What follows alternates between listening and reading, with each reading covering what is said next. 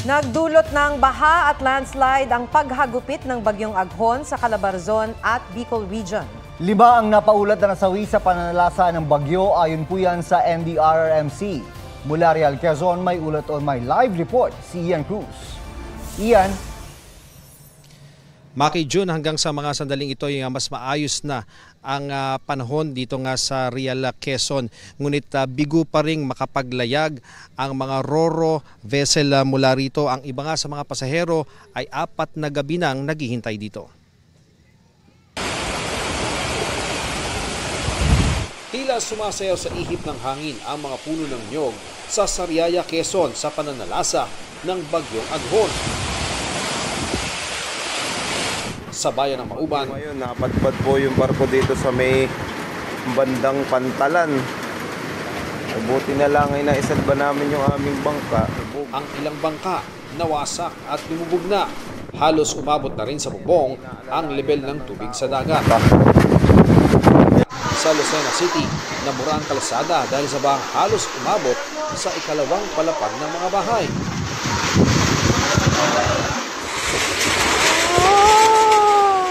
Sa Pagbilao, Quezon, winagayway ng malakas sa hangin ng isang gate. Sa bayan ng Real, nasira ang temporary bridge sa Barangay Pandan. Nang mabarahan ng lupa yung culvert sa ilalim, nag-overflow po yung tubig na nanggagaling sa itaas, kaya siyang naging sanhi ng pagkasira ng temporary bridge. Stranded ang nasa 200 pasahero sa pier, ang iba sa kanila Biyernes o Sabado pa sa Pantalan. Mahirap po kasi dyan kasi may bata, kaya kailangan po namin maghanap ng matutuluyan. Ayon sa isa sa namamahala sa operasyon ng ilang Roro at cargo vessel sa Real Port, maghihintay sila sa abiso ng mga otoridad. Kung pwede na po kaming umalis, aalis po kami kasi yung mga tao po kawawa din naman. Rumagasa naman sa kalsada ang bahang may kasamang putik at bato sa barangay Cagbulakaw sa Bakakay, Albay. Ayon sa LGU, may road construction na nagresulta sa pagragasa ng debris. Ang hiling na patubig ng mga magsasaka sa San Juan, Batangas, tila nasobrahan naman matapos malubog sa baha ang kanilang palayan. Sana ay maigahan ng tubig at ng sumaguli ang palay. Kung hindi sasaguli ang palay, sira ang aming mga itinanim. Pinasok din ng baha ang ilang paaralan na nag-iwan ng makapal na putik. 5 na ang ulat ng pagkamatay sa kasagsagan ng bagyo. Kabilang isang sanggol na nasawi sa bayan ng Padre Burgos sa Quezon nang tangi ng baha ang kanilang bahay Sabado ng gabi. Kumpirmado namang 7 ang sugatan, kabilang ang 3 lalaki at isa pa nilang kaanak sa Legazpi, Albay. Habang nakasakay sa isang tricycle, nabagsakan sila ng puno.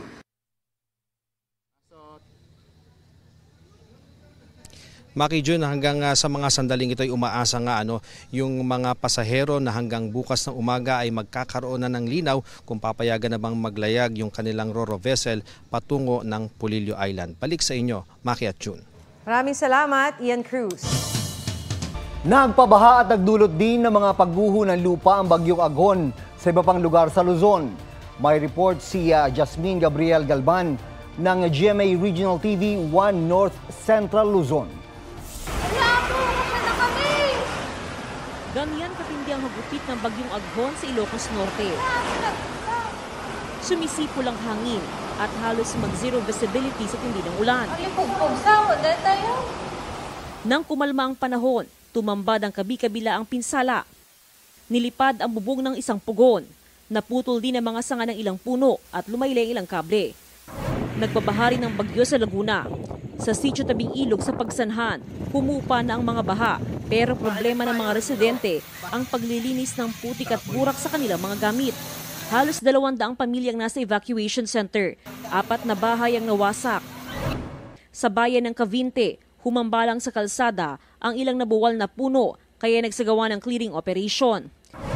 Sa Tanza, Cavite, nasira ang mga bahay malapit sa dagat sa barangay Amaya 5 at 7. 26 na pamilya ang lumikas. Sa Baler, Aurora naman, binahanan ang mga kalsada. May mga pagguho pa ng lupa sa isang barangay. Sa Bontoc Mountain Province, naranasan din ng mudslide sa isang bahagi ng Bontoc Baguio Road. Malakas na ulan ang naranasan sa Bontoc.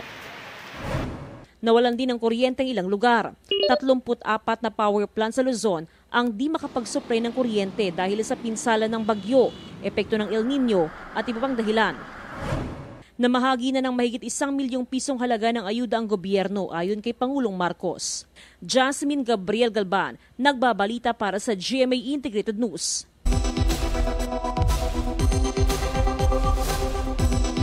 Kabi-kabilang pinsala at pagbaha ang iniwan ng bagyong Aghon. Narito po ang tip talk para manatiling ligtas pagkatapos ng bagyo. Kung pinalikas, umalis ng evacuation center kapag sinabing ligtas nang umuwi.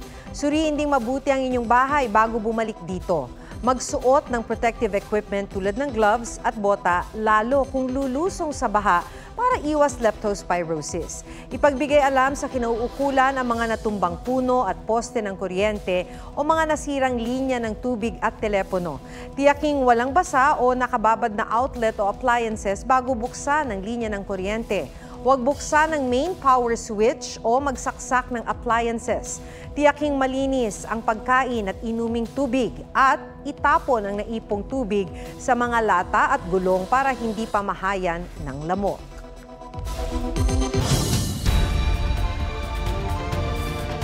Nabawasan na ang mga lugar na may tropical cyclone wind signal dahil sa bagyong Aghon.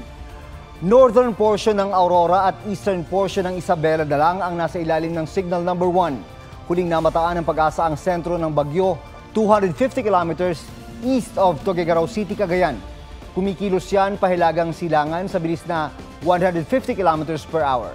May taglayan na lakas na 140 kilometers per hour at bugsong aabot sa 170 kilometers per hour. Inaasahang lalabas ng Philippine Area of Responsibility ang bagyo sa Miyerkules. Maliban naman sa bagyong Aghon, magpapaulan din ang hinahatak nitong southwesterly wind flow.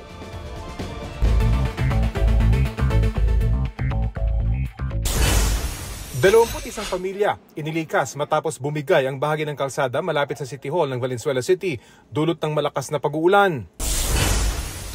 DFA umalma at naghain ng diplomatic protest sa 4 na buwang fishing moratorium o tigil sa pangingisda na ipinapatupad ng China sa karagatang sakop ng Exclusive Economic Zone ng Pilipinas. Wala pang pahayag ang Chinese Embassy ukol dito. Bureau of Quarantine maghihigpit sa mga port of entry bilang pag-iingat sa COVID strain na KP Flirt. Ayon sa mga eksperto, galing ang flirt variant sa JN1 subvariant na unang nadiskubre noong huling bahagi ng 2023 at siya rin daw dahilan para sa pagtaas ng kaso ngayong unang bahagi ng taon.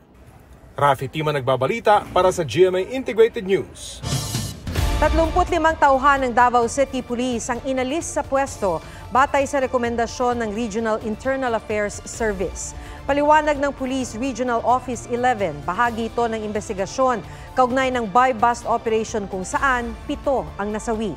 Nauna nang na-relieve si Davao City Police Director Richard Badang. Kinundina ni Mayor Baste Duterte ang paglipat sa pwesto. Tinawag din niya itong pang-aabuso ng kapangyarihan ng mga nakatataas. Hindi rin daw makatarungan at wala itong basehan dahil naayon daw sa batas ang buy-bust operation ng pulisya base sa nakalap na ebidensya. Ipinunto rin ng alkalde na alinsunod sa batas, ang city at municipal mayor ang may operational supervision at control sa PNP units sa kanilang nasasakupan. Nananawagan siya na ibalik ang mga opisyal. Sabi ng PNP, ibabalik naman sa pwesto ang mga inalis kung mapatutunayang wala silang nilabag na protocol.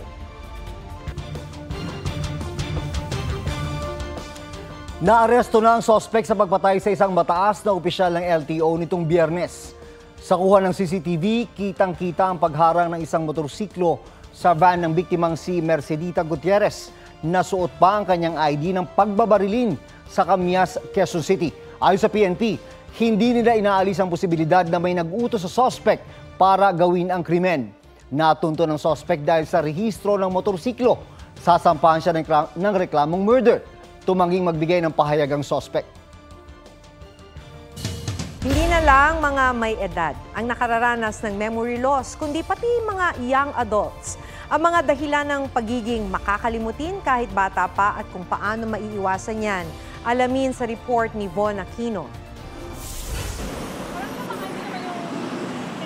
Si Gabriel, third-year college student pa lang pero aminadong kung minsan nakakalimutan na ang utos ng magulang. Kunyari po, pag nagme-memorize po ako, inuutosan po ako ng magulang ko.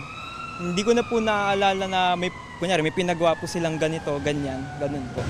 May mga utos? Opo, may mga utos po. Dahil sumasabay po sa pag-aaral.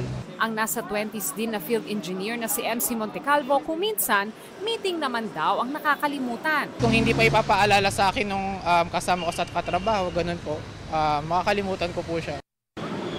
Dati ang pagiging makakalimutin ay nakakabit sa pagtanda. Pero ngayon, may katulad ni na Gabriel at MC na bata pa pero nagiging makakalimutin na. Ayon sa isang psychiatrist, ang pagiging makakalimutin ng edad 20 to 39 years old posibleng dahil sa stress, anxiety at burnout. Pag marami mga iniisip dahil marami ang mga pumapasok sa isip na mga problema or sources ng concern, challenges. Sa mga young adults na nagkakaroon ng memory loss, hindi siya necessarily na dementia, which is yung memory loss among the elderly. At kapag may anxiety o burnout, hindi lang daw memory ang apektado. Cognitive functions in general, pag tayo ay nasa stress, pag may anxiety, or may burnout na nararamdaman, attention span, concentration, focus, yung iba nagkakaproblema sa kanilang decision-making capacity. Payo ng doktor para mapaganda ang memory. Kumain ng mga prutas tulad ng saging, gulay, pagkaing mayaman sa serotonin tulad ng mani, at pagkaing mayaman sa omega-3 tulad ng isda. Mainam din daw ang pagkakaroon ng physical activities o ehersisyo dahil napapaganda nito ang daloy ng dugo papunta sa utak. At importante ang sapat na tulog. It resets, in fact, it recharges our brain cells. At pag tayo ay nare-recharge, mas gumaganda ang memory, mood, concentration, focus. Pero kung persistent o tuloy-tuloy ang memory loss, mainam daw na kumonsulta na sa doktor. Von Aquino nagbabalita para sa GMA Integrated News.